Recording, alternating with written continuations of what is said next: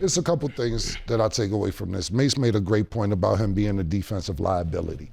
Even in close games, they take him out on the defensive plays, um, just so he won't be a mismatch for Indiana when they have the ball on offense. So that's definitely correct what Mase said, 100%. So I'm not disagreeing with that. What I am going to do is add on to, I think a lot of these players, and to me too, to be totally honest with you, are a little confused because the refs are letting them play most of the game. There's sometimes it's a ticky-tack foul. It's like, yo, are we playing? Because a lot of us have been really enjoying the playoffs because the refs haven't been calling every little touch on the shirt, every little bum-ass foul they call during the regular season. These niggas is playing. They letting these niggas hand check, little forearm here and there.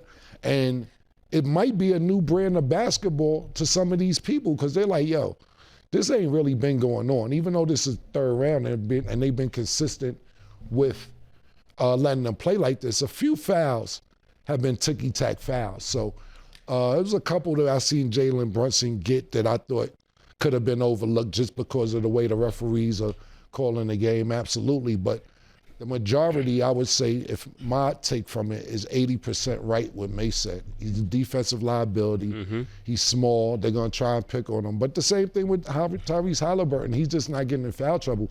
They take him out in certain plays on the defensive end as well. So trying to hide him, trying to find good matchups where he won't get caught up to where he's too small.